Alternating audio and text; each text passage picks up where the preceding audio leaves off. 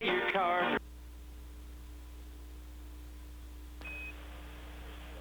Houston Discovery, good morning. You're looking good on orbit 41 off the southern tip of Africa, just leaving the South Atlantic anomaly. Loud and clear, David. Good morning.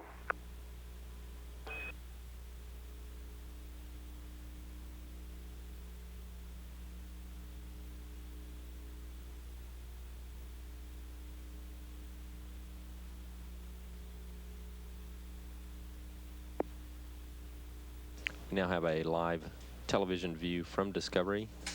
This view showing the SPIFEX boom from a camera that's mounted right at the tip of the boom, 82 feet away from Discovery. Discovery just now moving into sunrise above the southern Pacific Ocean.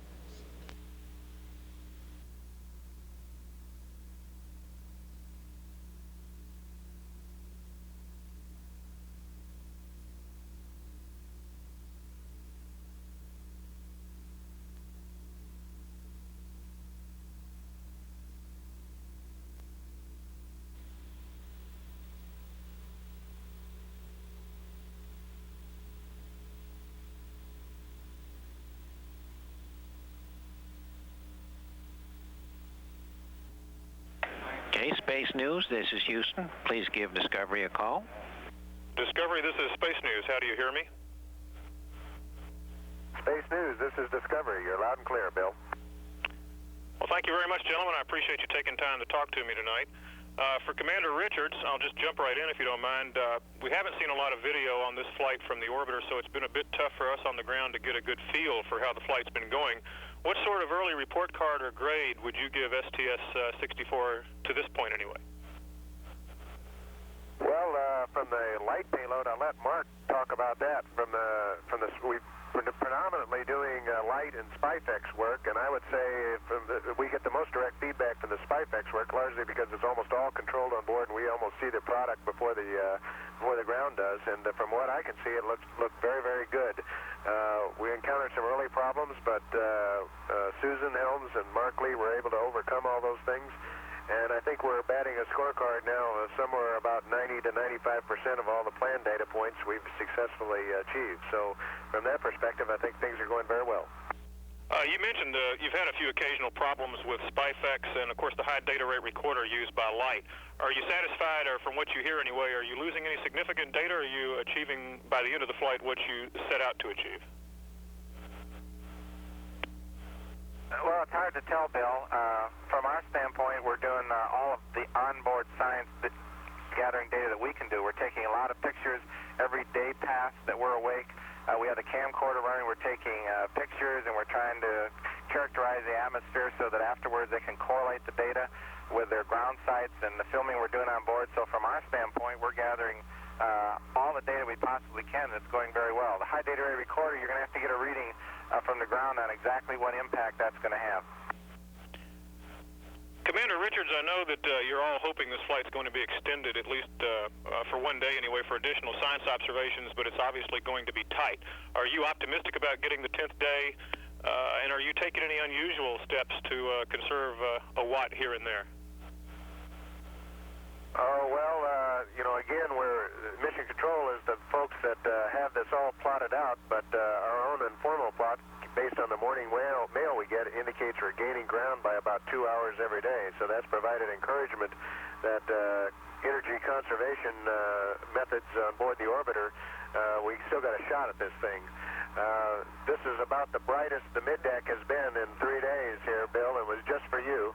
And for the most part, we've been running around here with flashlights and turning off lights and conserving every little bit of electricity that we possibly can in order to try to make this extension day. And I hope it happens. At least we're planning on some work during that period, and if we get it, that'll be great.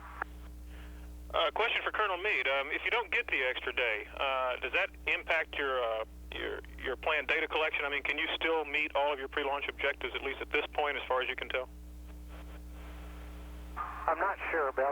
Right now, I think we plan to do some SPIFEX work on the last day. It would be unfortunate if we didn't get that, but we've got quite a bit of SPIFEX data taken think, about 85 out of a planned 90 points. So if we could squeeze those last couple of points in, we'd be real happy on the last day. I'd like to shift gears for just a moment and look ahead to Friday's spacewalk, if I could.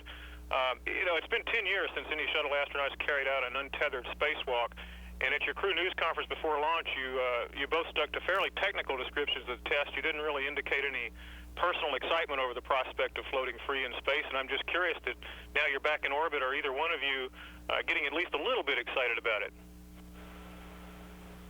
Yeah, we were just commenting that we're all three of us floating free right now, so it's getting us a little bit closer to what we had in mind. I think I for one, haven't even thought much about the EVA. We've still got a lot of work to do between now and then.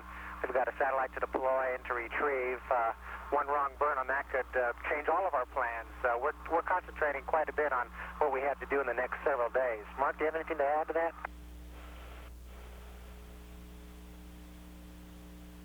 Well, Bill, I'm sleeping in the airlock every night, so I sit and look at the EMUs. Hope they're all working good, and so we're all ready to go on Friday. It's something I've been looking forward to ever since I've been in the astronaut office, and getting to do the untethered part is even an extra thrill. So I'm really looking forward to it. It's going to be a good time, and I think we're going to get great results from SAFER. Colonel Meade, you mentioned before launch that the psychological aspect of floating untethered in space outside of the shuttle has got to be a little bit different than when you're attached to a safety tether. I was wondering if you can expand on that just a little bit, and at the same time, I was curious as to what sorts of scenarios have been developed where an astronaut could get free of a safety tether inadvertently. I mean, as cautious as you guys are during EVAs, it's hard for me to imagine how it could happen in the first place. Well, I'll answer the second question first. An EVA is often described as 90% tether work. That's mostly what we do is play with tethers. We tether tools, we tether people, we tether objects. And so it is, as you can imagine, with several hundred tether swaps during a typical EVA, you might think it'd be reasonable to expect someday for one of these tethers not to work so well, either by human error or by mechanical fault.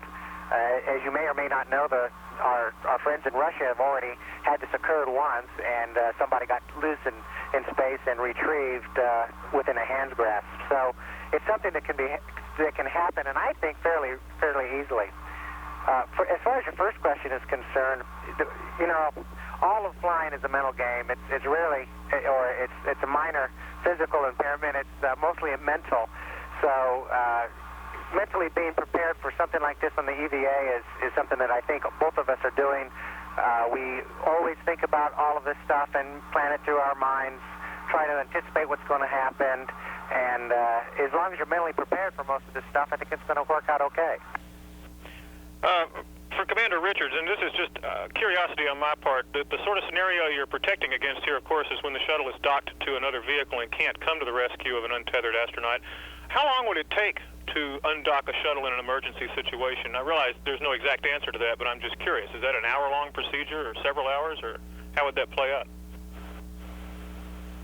Well, I don't have much idea with that because I'm not all that familiar with the docking systems planned for Mir or for shuttle. Maybe Mark or Carl can field that question. I have a feeling it's not going to be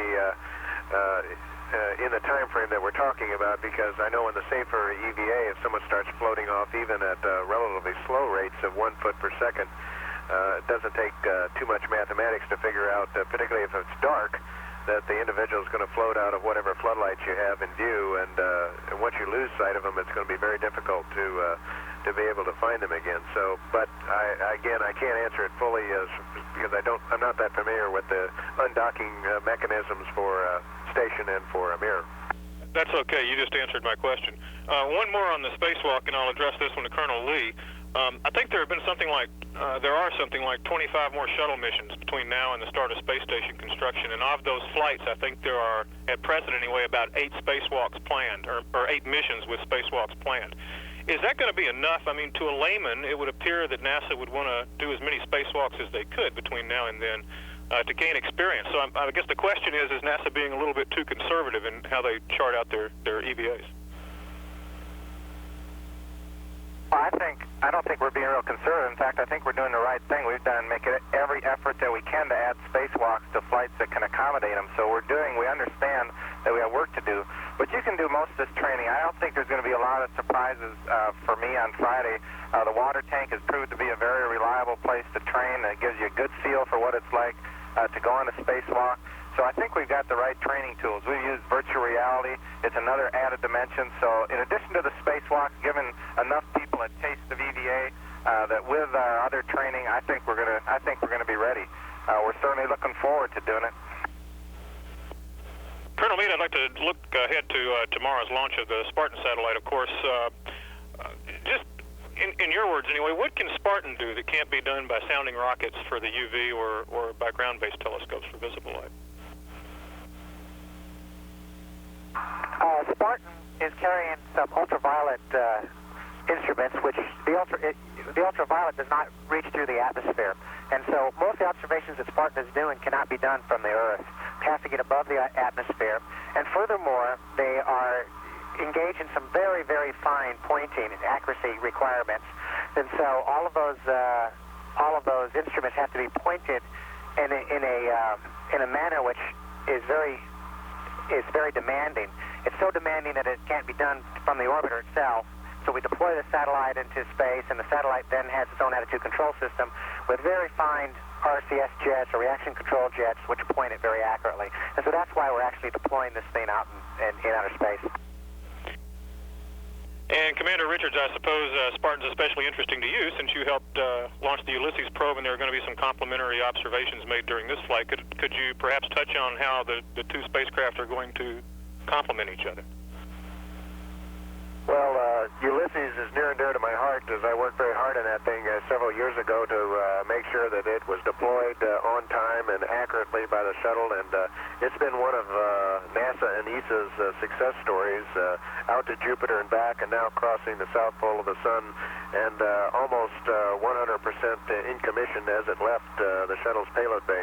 So I've always felt a fondness for Ulysses, and it's just personally exciting for me to just be playing a small part in support of Ulysses as it becomes the first object from Earth to cross the south pole of the sun. And I'm just hopeful that STS-64 is only 90% as successful as what Ulysses is, and if that's the case, it'd be a great mission.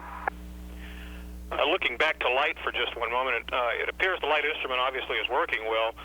Does having an experiment like that on board the shuttle make any of you more conscious of Earth's environmental health than you might otherwise be from space, or is that something?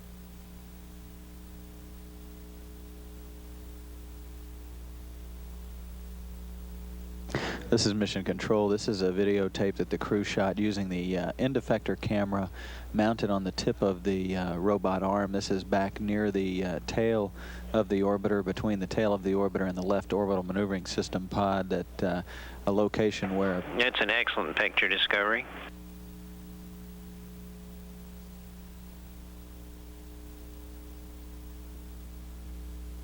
Okay, Story, there's the tape of the side hatch. Okay, we have it here. And when you're receiving it, let me know. We got it. Okay, you see the little block that's on the handle there. The locking device will not go around that block. It's made to go under the block, theoretically, and then over the locked portion where it says locked on the stripe. But there's a little ledge on the locking device which will not fit between the panel of the hatch and that square block. Copy, and a good picture. Okay, and here comes the device here. There's the ledge right there, will not fit under the block. We know this particular scene here has it on backwards, but it's just so that you can see the view. We understand.